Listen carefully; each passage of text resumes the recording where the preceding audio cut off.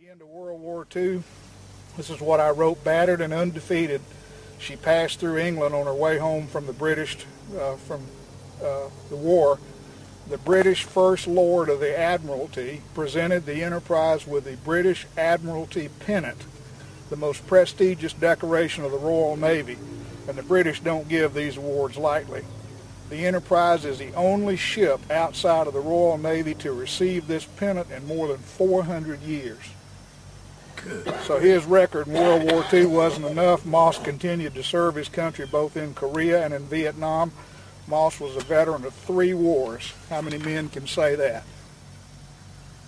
Said to most people, Moss was just an old man who lived by himself and wanted to be left in peace, but there were those in our community who felt that his time had passed and that he was just in the way. Maybe his time has passed. Moss Dalrymple lived in a time when the word hero meant so much more than it does today. Most of us didn't even know he was there, much less appreciate what he'd done to preserve the freedom we take for granted. Moss deserved much more respect and much more honor than we ever gave. He was a true hero. Well, do you think, getting back to Moss, you think he died of a heart attack, or you think he had a hernia trying to get that battery out of the tractor, or what? Well, he died of a heart attack. Died of a heart attack. I know he was so upset he couldn't talk there hardly, that day, an hour before he died. When I was talking to him, he was more upset by far than I'd ever seen him in the 25 years I'd been knowing him. But the hernia, I mean, it said in that article there something about the hernia that he did have. I never really seen him mad. But that day when me and my wife talked out there, he was so mad that tears were rolling out of his eyes talking about it. Well, Tommy Cole in that article said they didn't give him a citation. They just come by to check on him,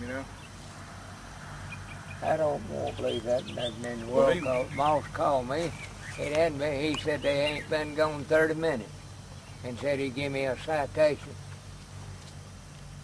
Good. Well, we need to know that. He told me, he said, Moss didn't hear good, but Moss had understood in his mind that he had 10 days to clean it up, or Marshall County was going to come in here and clean it up for him.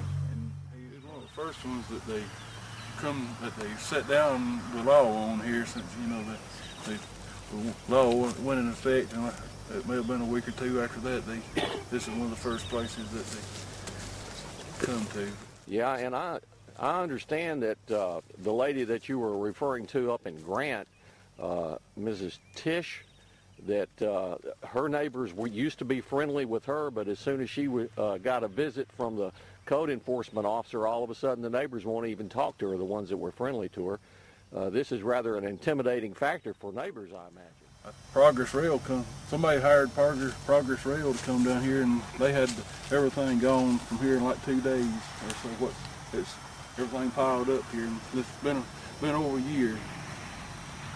It's been a year and a month or so right now, and it's still in this mess right here, a year and a month after they gave Mr. Dalrymple 10 days to